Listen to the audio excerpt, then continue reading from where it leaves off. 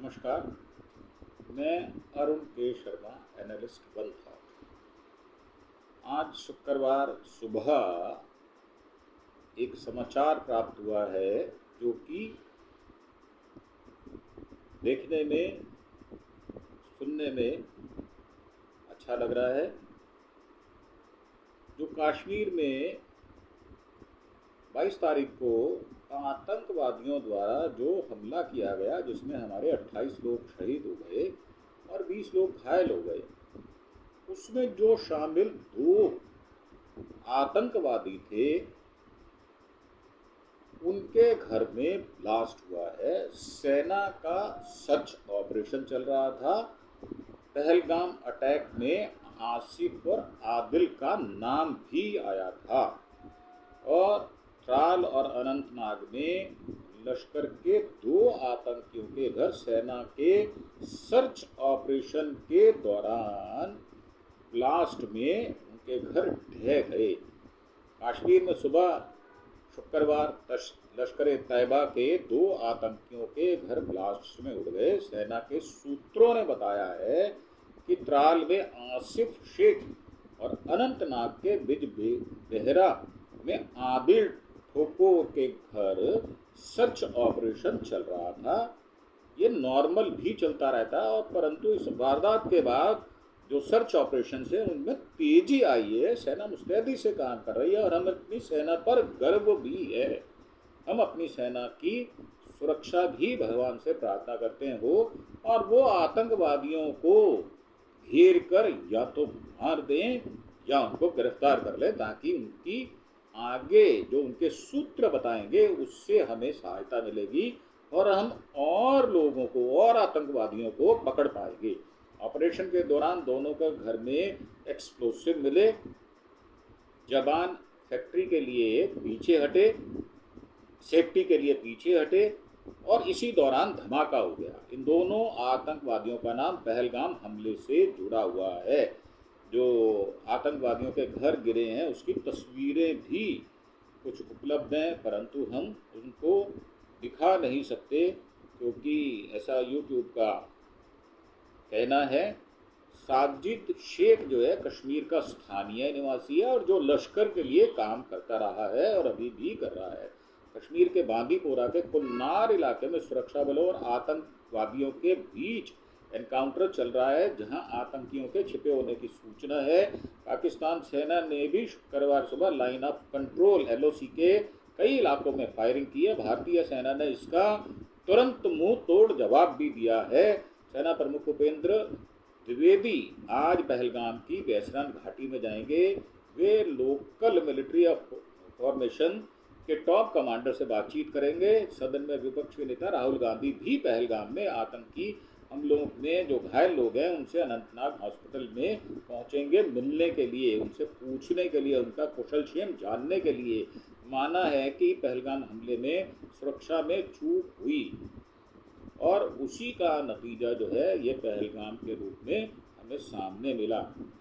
जल संसाधन मंत्री सचिव देवश्री मुखर्जी ने गुरुवार रात पाकिस्तान को पत्र भेजकर कहा था कि 1960 की सिंधु जल संधि को स्थगित कर दिया गया। इस मुद्दे पर गृह मंत्री अमित शाह के घर में बैठक भी होगी। पहलगाम की वैसरन घाटी में 22 अप्रैल को जो पर्यटकों पर हमला हुआ था, हमले में 28 टूरिस्ट जो है वो गुजर गए थे और 20 से ज़्यादा लोग घायल हुए थे। कल जो सर्वदलीय बैठक शाम को 6 बजे हुई, उसमें मौन व्रत भी रखा गया और पहलगाम में मारे गए पर्यटक जो हैं, हमले के बाद पल पल के अपडेट्स भी आ रहे हैं। उत्तर कश्मीर के बांदीपुरा के मुठभेड़ में 2 दिनों में चौथा एनकाउंटर है। यानी आज 25 तारीख है, 22 तारीख के बाद 23, 24 और आज 25 है, तो ये चौथा एनकाउंटर है। उत्तर कश्मीर के बांदीपोरा जिला में शुक्रवार सुबह सुबह बलों और आतंकवादियों के बीच मुठभेड़ शुरू हो गई। है मुठभेड़ कुल्नार बाजीपोरा इलाके में हुई, जहां आतंकियों के छिपे होने की सूचना थी और सेना और पुलिस ने तलाशी अभियान शुरू किया हुआ था। जैसे ही जवान इलाके में पहुंचे, आतंकियों ने फायरिंग शुरू कर दी, जिसके बाद मुठभेड़ शुरू हो गई। पिछले 2 दिनों में यह चौथी मुठभेड़ है। सुरक्षा बल पूरे इलाके को घेरे हुए हैं, उनको चारों तरफ से घेर लिया गया है ऑपरेशन अभी जारी है। लोगों से अपील की गई है कि वो घरों में रहें, सुरक्षा बलों का सहयोग करें। और आज सवेरे की ये खबर है, पाकिस्तान ने LOC पर फायरिंग की है। पाकिस्तानी सेना ने आज सुबह लाइन ऑफ कंट्रोल के कुछ इलाकों में हल्के हथियारों से फायरिंग की।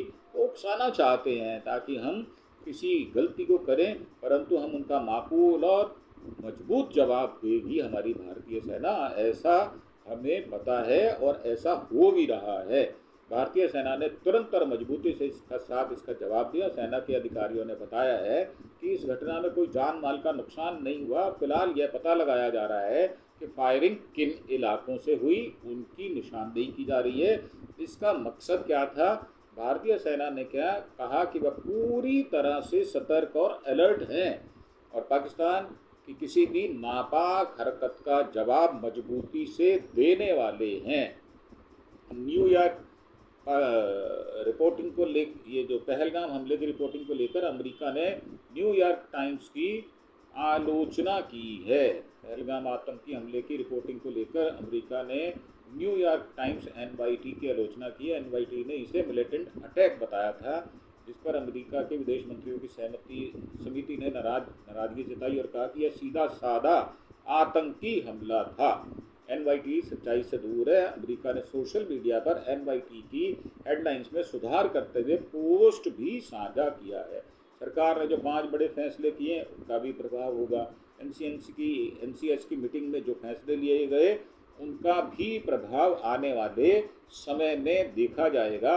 और विपक्ष ने कहा सरकार सख्ती से, मजबूती से, दिलेरी से इन कदमों को उठाए। हम सरकार के साथ हैं, हम भारतीय सरकार के साथ हैं, हम मोदी साहब के साथ। अगर वो कोई भी इस तरह की सख्ती का कदम उठाते हैं तो हम उनके साथ कदम से कदम मिलाकर उनको सहयोग भी करेंगे। विपक्षी सांसदों ने कहा कि सरकार आतंक के खिलाफ कड़े कदम उठाए, हम सरकार के साथ हैं विदाउट एनी कंडीशन। नेता विपक्ष राहुल गांधी ने बताया कि हर एक्शन पर सरकार को हम सपोर्ट करते रहेंगे। ये बहुत अच्छी बात है और मेरा मानना ये है कि इस प्रकार अगर देश व्यवहार करता है तो हमें अपने दुश्मनों से, खास तौर से जो पाकिस्तान हमारा दुश्मन बना हुआ है पिछले 7-8 दशकों से, हालांकि पाकिस्तान को हमने 2 हिस्सों में बांट भी दिया है और बलूचिस्तान में भी उनके खिलाफ जो है वो काफ़ी रोष है लोगों में। बलूचिस्तान के लोगों को दबाया और कुचला भी जा रहा है, ये भी हमें पता है। पाकिस्तान अपने घर के मसलों को हल नहीं कर पाता और भारत में जो है वो दखल अंदाजी भी करता है, बार बार आतंकवादियों को भेजता भी है और 130 के करीब वो कैंप भी चला रहा है, जिससे भारत के कश्मीर और जम्मू में, लद्दाख में अस्थिरता हो जाए। परंतु ऐसा होने वाला नहीं है, ऐसा मेरा मानना है। भारतीय सरकार मुस्तैद है और विदेशों से भी वो बातचीत कर रही है, जिनमें जर्मनी, जापान, पोलैंड, ब्रिटेन और रूस समेत कई देश हैं। उनके राजदूतों से भी बातचीत की गई है। तो मेरा मानना ये है कि भारत सरकार बिल्कुल सही ट्रैक पर जा रही है और उनको वहाँ पर टूरिज्म खत्म ना हो, इसके लिए भी पैरेलल कदम उठाने चाहिए, ताकि जो कश्मीर के लोग हैं वो अपने आप को अलग थलग महसूस ना करें। जो भी नैरेटिव गढ़ा जा रहा है हिंदू मुसलमान का, मैं उसकी पुरजोर तरीके से भर्त्सना भी करता हूँ और मैं कश्मीरियों को एक पैगाम भी देता हूँ, आप हमारे अनंत काल से भाई थे, हैं और रहेंगे। हमें धर्म कोई आड़े नहीं आता, हम किसी धर्म में इस तरह से बिलीव नहीं करते।